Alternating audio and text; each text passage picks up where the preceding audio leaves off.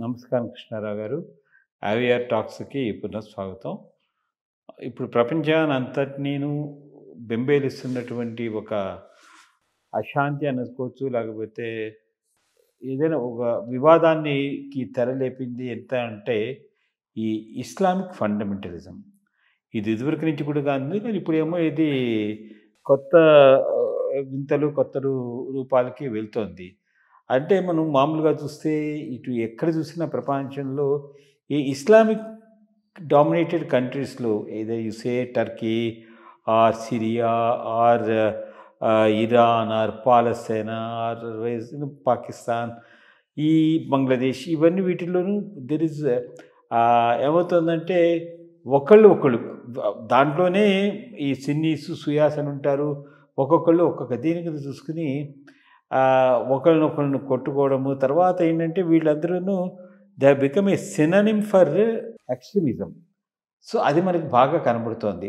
దీన్ని అసలు అంటే ఒక లీడర్స్ లాంటి వాళ్ళు వచ్చి కంట్రోల్ చేసి ప్రపంచ శాంతికి దోహదపడడానికి అవకాశం ఉంటుందా లేదా? అసలు దీని పూర్వపురాలు ఇస్లామిక్ ఫండమెంటలిజం అనేది మనం చరిత్రలోనూ మొత్తం అంతా చదువుకుంటూ వచ్చాం. ఎందుకంటే వాళ్ళు మొత్తం భారతదేశం మీద దాడులు చేయడం, మన దేశాన్ని అంతా రూల్ చేయడము, తర్వాత మళ్ళీ పడిపోవడం అదంతా చూసింది. తర్వాత ఇంకోటి ఏంటంటే the worrying thing is that the population of the Muslim you can't call them as minority now, చాలా ఎక్కువ పెరుగుతున్న కొద్దీ రేపు ప్రపంచ దేశాల్లో వీళ్ళ పాత్ర ఎట్లా ఉండబోతుందనే దాని మీద కొంచెం వివరణ ఇస్తే బాగుంటుంది. ఇది చాలా డేంజరస్ ట్రెండ్ ఈరోజు ఉన్న ప్రపంచంలో.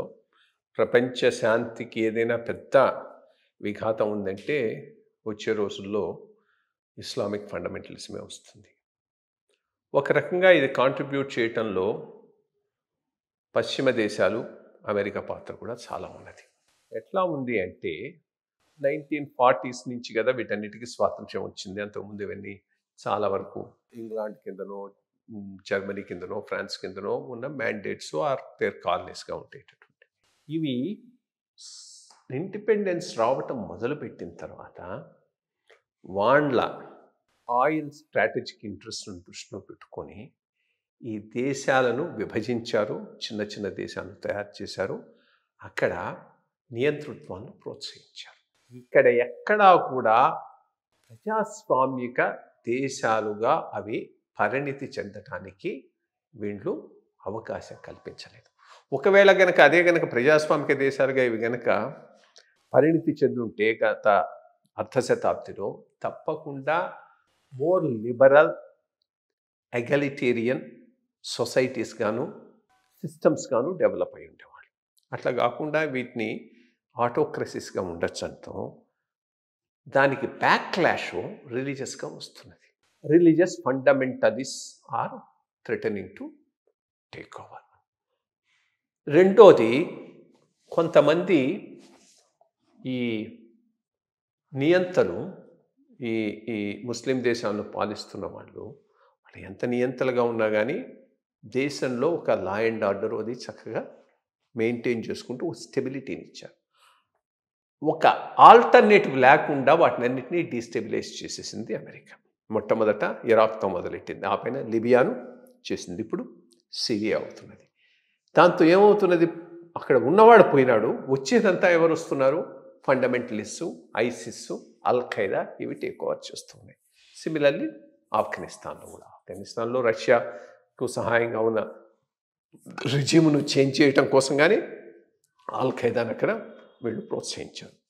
పాకిస్తాన్ అయితే ఇక చెప్పలేదు, ఇట్స్ అయితే civil war, perpetual civil war. కొత్తగా ఇప్పుడు మనకు బంగ్లాదేశ్ ఒకటి తయారైంది, ఫండమెంటల్ ఇస్లామిస్ట్ టేక్ ఓవర్ చేస్తున్నారు. ఆ ట్రెండ్స్ మనకు మలేషియాలోనూ కనిపిస్తూ ఉన్నాయి, ఇండోనేషియాలో కూడా కనిపిస్తున్నాయి. సో దీని ప్రభావం ఎట్లా ఉంటుంది? బికాస్ ఒక రకంగా ఈ ఫండమెంటలిస్ట్ మూర్ఖులు, వాడికి లైఫ్ మీద కూడా ఏమీ ఇది లేదు, సూయిసైడ్ బాంబర్స్ కావడానికి రెడీగా ఉంటారు, ఎక్కడికైనా పోయి ఏవైనా చేయడానికి రెడీగా ఉంటారు. అటువంటి వాళ్ళు డేంజరస్. ఇంకొక సైడ్ ఏమైంది, యూరోపియన్ దేశాల్లో కూడా సబ్స్టాన్షియల్ ముస్లిం పాపులేషన్ మైగ్రేషన్తో మొదలైంది. వాళ్ళు కూడా ఫండమెంటలిస్ట్గా తయారైనారు. పూర్తిగా అక్కడ ఉండేటటువంటి సిస్టమ్స్ను, లిబరల్ ఇన్స్టిట్యూషన్స్ను వాడుకొని ఫండమెంటలిజాన్ని తయారు చేసుకుంటున్నారు. సో అటు నుంచి ఇటు నుంచి ఇది రావటంతో ఇది చాలా ప్రమాదకరమైన శక్తిగా మారుతూ ఉన్నది. అమెరికా ఏమనుకుంటుంది, వీళ్ళ మీద దాడులు చేసి ఆపగలమని. దాడులు చేస్తే ఆగేటటువంటివి కాదు. ఇది ఫండమెంటల్ థింకింగ్లోనే మార్పు రావాలి. మొత్తం వెస్టర్న్ ఆఫ్రికాలో గ్రామాలను తుడిచిపెట్టేస్తున్నారు ఈ ఇస్లామిక్ మిలిటెంట్స్. అక్కడ ఉండేటటువంటి క్రిస్టియన్స్ను వాళ్ళని చంపేస్తున్నారు. నైజీరియాలో క్రిస్టియన్స్ని చంపుతున్నారు. ఇట్లా ఎక్కడ పడితే అక్కడ ఇది ఒక పెద్ద ఉపద్రవంలాగా తయారవుతున్నది. దీనికి ఒకటే మార్గం, మరి అది ఇండియాలో ఏమి తక్కువేమి లేదు. ఐ మీన్ ఇన్ఫ్యాక్ట్ ఎక్స్ట్రీమ్ ఇస్లాంకు రిప్రజెంటేటివ్గా ఈరోజు కాంగ్రెస్ తయారైంది. ఇప్పుడు కాంగ్రెస్ సెక్యులర్ హిందూయిజానికి రిప్రజెంటేటివ్గా తయారైతే మంచిదే. కానీ ఇప్పుడు అది జమాయితే ఇస్లామీ మీద ఆధారపడి అన్న చెల్లెళ్ళు గెలవటం, అక్కడి నుంచి ముస్లిం అజెండానే మెయిన్ అజెండాగా ముందుకు తీసుకొని పోవటం, almost all Congress India Muslim league అయిపోయింది. సో ఇటువంటి పరిస్థితుల్లో ఇవన్నీ వరల్డ్ వైడ్గా కూడా వీళ్ళు కోఆపరేట్ అవుతున్నారు. D8 అని ఒకటి పెట్టుకున్నారు, which is only conference of only Islamic countries. వీళ్ళకందరికీ ఇప్పుడు ఒక ఫోకల్ పాయింట్గా వీడు టర్కీ ప్రెసిడెంట్ తయారైనాడు. టర్కీ మిలిటరీగా కూడా బాగా డెవలప్ అవుతున్నది. ఈ డ్రోన్ సిస్టమ్ వీటిల్లో వాడందరికీ హెల్ప్ చేస్తూ ఉన్నాడు. అక్కడ అజర్బైజాన్, ఆర్మేనియా కొట్టుకుంటే వీళ్ళందరూ పోయి అజర్బైజాన్కు సహాయం చేశారు. ఎప్పటికి కూడా వీళ్ళు మనకు ట్రస్టెడ్ ఫ్రెండ్స్ అయితే కాదు, అది మొదటి నుంచి తెలుస్తూ ఉన్నది. పాలస్తీనా విషయంలో నెహ్రూ గారి టైం నుంచి, ఇందిరాగాంధీ టైం నుంచి వాళ్ళని ఎంత సపోర్ట్ చేసినా ఫైనల్గా ఇండో పాకిస్తాన్ వారికి వస్తే నాజర్ నుంచి మలేషియా, ఇండోనేషియా అందరూ కూడా పాకిస్తాన్ సపోర్ట్ చేశారు. సో ఇది ఒక పెద్ద సివిలైజేషనల్ వార్లాగా తయారవుతూ ఉన్నది. ఇండియాకు చాలా ప్రాబ్లమాటిక్, వాచ్ఫుల్గా ఉండాలి. ఎవరు మన ఫ్రెండ్స్, ఎవరు మన ఫోర్స్ అనే దాని మీద క్లారిటీ ఉండి ముందుకు పోవాల్సినటువంటి అవసరం ఉంది. ఇటువంటి విషయాల్లోనే మనకు Israel can be a permanent friend. ఈ ఫోర్సెస్ను కంటైన్ చేయడంలో వాళ్ళకు అవసరం ఉంది, వాళ్ళకు కావాల్సిన మిలిటరీ మైట్ కూడా ఉంది కాబట్టి. సో ఇది కేర్ఫుల్గా మనం ముందుకు తీసుకుపోకపోతే ప్రపంచానికే పెద్ద సమస్య, బట్ ఇండియాకు అంతకు మించిన సమస్య కావచ్చు. చూద్దాం ఈ ట్రెండ్స్ ఎట్లా ఉంటాయి భవిష్యత్ కాలంలో. ప్రపంచ దేశాలన్నీ కలిసి వీటిని ఎట్లా కంటైన్ చేస్తాయనేది. నమస్కారం.